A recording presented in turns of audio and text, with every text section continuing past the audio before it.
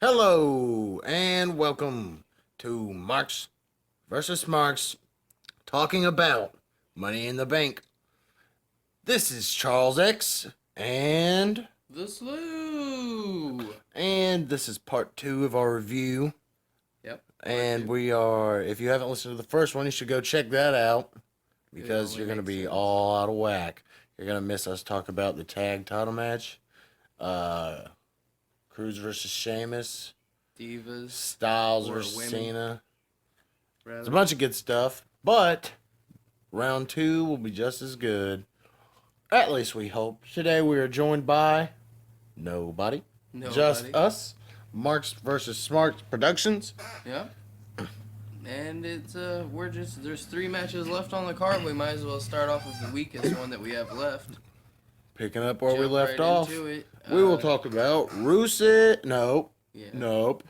That was is that the one? Well, we'll talk about that first. Yeah, that's just. That might as works. well I see talk what you're about the getting at. weakest one first. You're a thinker, Slew. We don't need to do.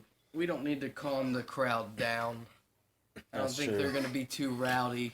Rusev versus Titus O'Neil got the job done. No, it wasn't bad.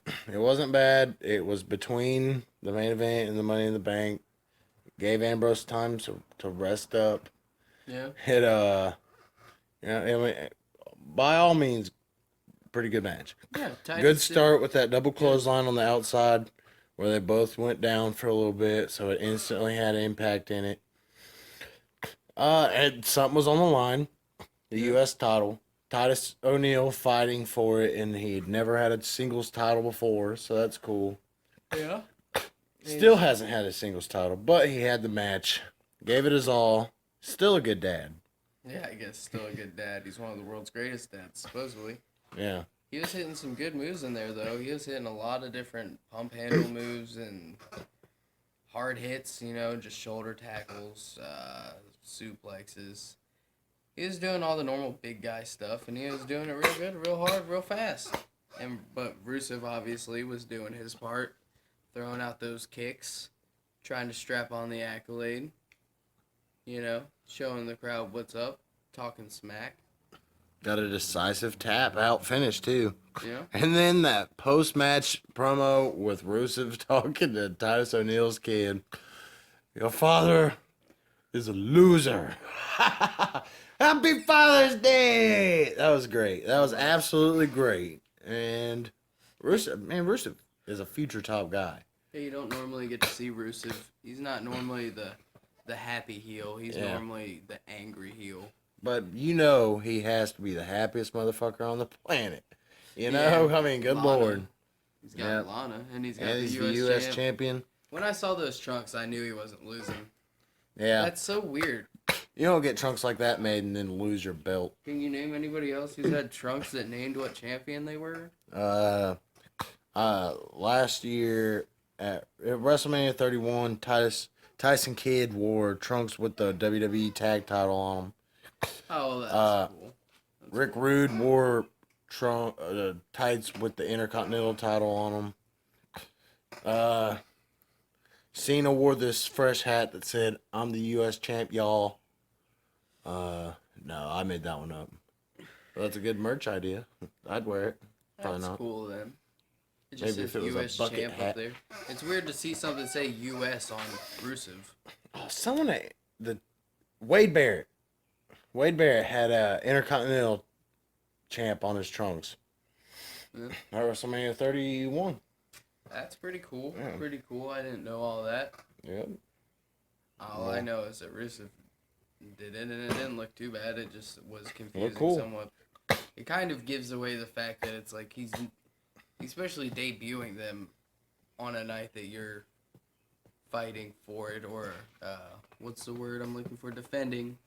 It's kind of odd.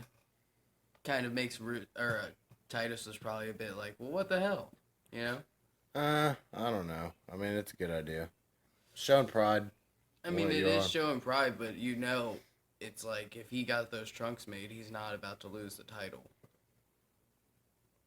Wade Barrett lost right after he got those made. But did he debut in those? Or Debut? I mean, did he debut those trunks in a defense? Yeah, in the WrestleMania ladder match. Oh, okay. Yeah, and then he never wore them again. And now he's gone. Probably commentating on soccer somewhere. Because I'm afraid I've got some bad news. About football. But anyways, we're going to move on and we're going to talk about Money in the Bank, the namesake of the pay-per-view. It was pretty good. An outstanding contest with some falls and tumbles that would kill normal men. But these immortal people, these immortal wrestlers, Kevin Owens taking that slam on the spine of that fucking ladder. My God. Yeah, it looked like it hurt. That scoop slam, or whatever they want to call it. It looked like it hurt. There were a lot of spots that looked like it hurt. Chris Jericho getting spun and flung into that ladder. Freaking, that was so badass when Cesaro jumped off the ladder and hit that springboard. How cool. Uppercut. Oh, man. The only other person I feel like I can remember falling off the ladder, well, he jumped off, but Sin Cara fell off and did that. That was really badass, too. That was cool. It's really impressive to see. That's coordination, you know. Yeah. First off, you gotta think the ladder probably moved when he jumped, unless somebody was holding the other side. I didn't see it coming. That was crazy. That really was. It was was very awesome. Very well done. There was a lot of good spots, a lot of well played ladder work. You know, they had that whatever you want to call it, that structure made it look like very symmetrical, as you said. Yeah, I loved it. Ladder up in the middle, 2 ladders on each going diagonal turnbuckle to turnbuckle. I like it because it used everybody. Everybody was on it. It was all set up perfect. That was great. A great picture. That's what I thought when I first saw it. They're all having a slugfest on top of those. That was dope. That was really cool. But the result of the match kind of predictable. I mean, it was kind of sad that they gave away. Basically, I mean, if you were... I wish they would have never had the Ambrose Asylum. If you were a Smark, then you already thought that was a chance, but they don't need to... At the same time, though, I could see them, like Triple H saying, like, well, we'll say all this stuff, so then they'll say, oh, well, that's definitely not going to happen then, because they foreshadowed it, you know? Yeah. So it does go both ways, but, you know... Yeah. It was still a bit too heavily foreshadowed, but I could see the mindset in which they thought, we'll foreshadow the hell out of it, so then they'll think it's not going to happen. I thought it was Owens. Yeah, I thought Owens would win because that would make a top guy. I don't think Ambrose needed it to be a top guy because he's legible in himself. I mean, the Shield has already established that they are the next generation of top stars. Yeah. It wasn't too necessary. It was necessary to round out the end of the night. I mean, the way they did it, one thing that we're not going to get to see is a Money in the Bank run. Yeah, you know, that's a little sad. That's always a good thing to see. Dean Ambrose, the second person to cash in on the same night that they won it, Kane being the first. Yeah. Kane also has been in the most. Yeah. Yep. Jericho's second. And he still hasn't won one. That. And still he made it up. He was close. You know he's fine with it, though. Oh, yeah. It's not like he's in the back bitch, and he just had I'm sure he would rather have... That's not Jericho to hold down young talent. It really isn't. No. And whether Ambrose is over as hell, but still, he could, I guess, use it more than Jericho. He's the guy that put over Fandango at WrestleMania, you know? Chris Jericho definitely is not against putting over young talent. Or whether anyone likes it or not, that's something Fandango could brag about forever. Yeah. Kevin Owens beat John Cena his first night. That's a big deal. Yep. Brag about it forever. Yeah. But that's something you'd definitely want to let people know. It was obvious that they knew that everybody thought that Owens had a fair chance as well, because it ended with Owens and Dean. And then Dean pushed him off and he fell through that ladder. And it was really good, well put together, because that ladder fell, you know? And the ladder they were both sturdy as hell the whole time. And then the time that they needed it to, it fell to where Kevin Owens it made it look more believable that he wasn't able to climb get back up. And I don't think that was planned. I think that just happened that way. Just from the sheer force of that big-ass dude just falling onto a ladder.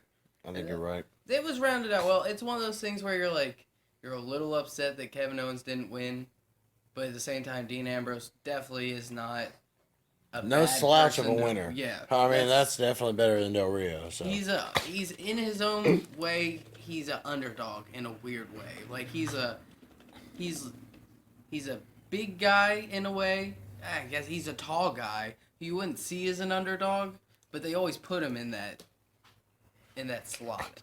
You never really think he's gonna win. well, he won, Yeah, and now that leads us to the main event, which was also a great match. a spectacular match, and And I would probably say this is my favorite Roman Reigns match. It was really Out of all good that for I've Roman. seen, he had the great match with Daniel Bryan. He's had the first match with Styles was good, but this was probably my favorite Roman Reigns outing because I actually enjoyed what he was doing.